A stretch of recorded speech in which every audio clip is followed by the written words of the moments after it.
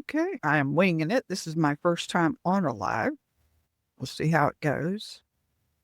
If you have a question for me, please put it in the chat. I'll try to keep looking over there every couple of minutes. But I am going to be talking about the Insider's Guide to Campground Hosting in Florida Parks. This is my very first book I ever published. It is a resource for people who want to volunteer work camp in the state of Florida.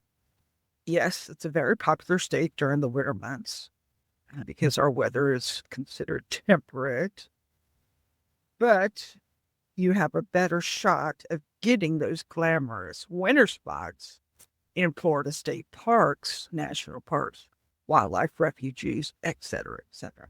I only do the volunteers. I don't do the. But if you really want to get into the culture and be able to stay 2 to 4 months in Florida state parks, you extends 20 to 30 hours of your time, you and your spouse, if you're traveling with a spouse together. And generally speaking, almost all of them provide you electric, water, and sewer at each side. Some of them will provide you with free washer and dryer use, and some even set up a big refrigerator freezer, which is a big help when you're RVing because usually you have a smaller RV. The main requirement is 1, you don't have a criminal background. 2, you have a self-contained unit, which means certain spots require you to be able to hook up to electric, but some of them don't provide showers. Yes, all the campgrounds have showers, but there are some spots called day use residence over that are only open during the daylight, and you lock the gate and you're in the park by yourself or with the camp ranger for the rest of the night, which is very nice. I like those much better. They're less taxing on you as the older person. Young people, they love the campgrounds because they get to meet people coming in and out all the time, included in the book, which is ebook. There's an audio version. It is a nonfiction. It has all the contact people, phone numbers, and email addresses at the time that I published. I have to warn you, though, park rangers, especially in the state parks, they move around a lot. So these names may not be accurate. But if you get a paperback copy, there is space within the information that will allow you to write in the new person's name. And when you call the ones that you want to stay at, which I do recommend you go that route, even though they have an online application for the Florida state parks and some of the nonprofits have online. But always call and confirm that they're still taking volunteer residents. To what kind of things are they offering for residents for their 20 to 30 hours that you're giving, and confirm the days and times. We were always working weekends, of course, because that's when most of the visitors were having, which is fine. The rest of the week, you're pretty much free to do whatever you like to, so long as you get your 20 hours in. Some of them require set days and times for the volunteers, depending on what they're used to. We've stayed at several different ones that were day use only. And we opened and closed the park, and then we cleaned the bathrooms at night when we locked the doors, and we made sure all the trash was picked up, that sort of thing. And we even mowed the grass in some places, which, by the way, if you've never been on a 0-turn power mower to mow 5 acres, which is a lot of fun. To me, it is a lot of work. You get real dusty and all that during your thing. But once you master it, try not to go too fast. I have 2 different mowers one time. One had a roll bar on it, one didn't. And when you're mowing around the canoe rack next to the river, the roll bar got caught on the rack and almost pulled the whole thing down and flipped me over. I was going too fast. I wasn't paying attention. So you got to pay attention and be safe. And of course, any skills that you want to learn while you're there, the rangers are happy to teach you how to fix faucets, how to run a chainsaw. If you don't want to get all that involved, That's fine too. You just show up when you're required to, do the jobs that you're asked, stay the time that you agreed to, unless, of course, you have emergency. Everybody has emergencies. But the main thing is you have to be dependable and willing to learn. You don't necessarily have to have all these skills before you become a volunteer work camper at any of these areas. They know that you're volunteering and they appreciate their volunteers. So let me tell you about my very first assignment was at the river camp along the Suwannee River, which is where I live now. My mom and my youngest daughter were traveling. Our first sign up was the river camps along the Suwannee River. Suwannee River Wilderness Trail Division of the Florida State Parks. And right now, the main office is out of Lafayette Blue Springs State Park, which is in Mayo, Florida. We're halfway between Jacksonville and Tallahassee along the Suwannee. And there are 5 different overnight camping areas. But these are primitive. They're screened in pavilions. They have ceiling fans in them and they have hooks for hammocks. They're wooden screened in. Each site has barbecue pit, fire pit, and you just call ahead for the reservation. They don't charge you for them, or they didn't while we were there. Work campers stayed on site, and it's pretty remote because you have the Wildlife Refuge and the Water Management District owns a lot of the land now along both sides of the Suwannee. And those are open to the public, but the state park has certain ones. They provide like hot showers.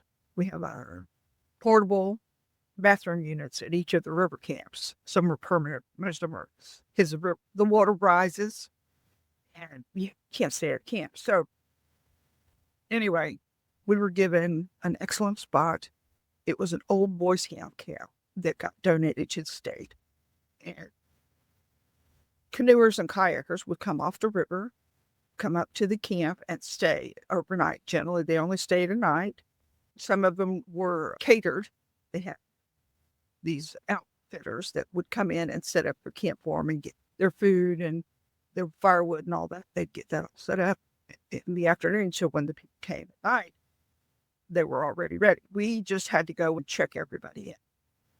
Each person had to give me their name and where they were from and emergency phone number just in case. You do have to talk with these people. You don't have to stay and talk to them, but you do have to introduce yourself. Tell them what the rules are if they have any questions. And then just leave them alone. So long as they get wild and crazy or start shooting off anything. In this work camp, 99% of the time we were by ourselves. And we'd only get people at night, mostly on the weekends. They gave us a washer and dryer. They gave us a refrigerator, an extended garage for extra storage. They brought in the wood and had it already chopped up, and all we did was sell it in bundles. We started selling ice to work campers. That was another source of income for them. We did have to handle cash for the park rangers, and they'd come once a month and would change out everything. And they'd take our trash out. Those were great time. We were responsible for the entire place by ourselves. Now, another day use area, also in this book, was called the Dade Battlefield Historic State Park. This is a very small park in Bushnell, Florida, which is more central. But it is a historical monument. They had a museum, they have pavilions, they have a lot of local things happening, reenactments. The Indian would come in and do their thing. They'd do a powwow once a year. They'd teach classes and have kids come in and teach them old-time crafts, which I thought was pretty cool myself. They have a costume area and have a volunteer area in the back for all your volunteers to stay at together.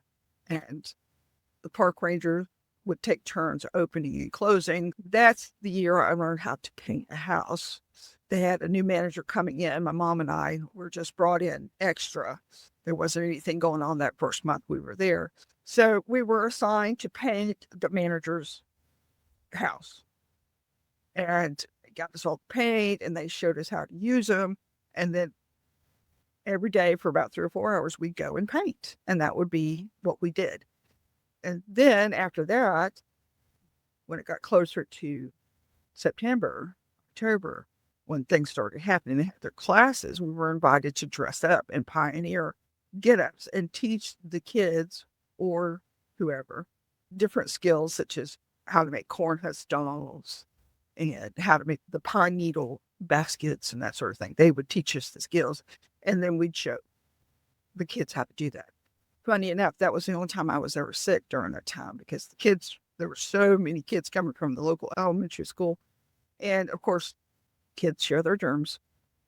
So I was sick for 3 days after that. But Halloween was a blast because they got all dressed up in historical costumes throughout the park, and they were running them with a trailer. They had people on stacks of hay going through a prescribed route, and then the actors would come in and either moan at them or yell at or whatever. And we'd just go through the route all the way through, and that was a lot of fun. As I said, this is available worldwide, paperback, ebook, and audiobook, so if you really want it. And inside is a listing of all the volunteer work camping spots available within Florida that takes volunteers. And those are the Florida State Parks, the national parks, the national forests, the wildlife refuges, and the state forest. Not a lot of our state forest takes volunteers, but there are some out there. We ended up going to the St. Joseph's Peninsula State Park, which is right on the Gulf. And we were in the campground, of course. They had two different ones. One was on the beach, and the other one was in the pine on the key or the island or whatever you want to call it. And this was before Hurricane Michael come through and just blew it all away. But anyway, we were on the beach side, and that is rough, the campground, because it was always full. We were there during the summertime, as a matter of fact. That's how we got our good reviews to go to some of the other places, which I'll tell you another time. We're at the St. Joseph's Peninsula. It has a really long name. And we're in the camp, the beach side, or the Gulf side. We had to get up before dawn because this is the summertime and the shell, clam season or something like that was going on. It was really popular. So it was always full. And we'd have to get before the campers got out, before dawn, clean the bathhouse because it was always sandy, get out and make sure it was sanitized and stocked up. And then once people started leaving again, the ones that were leaving had to be gone by 11 o'clock.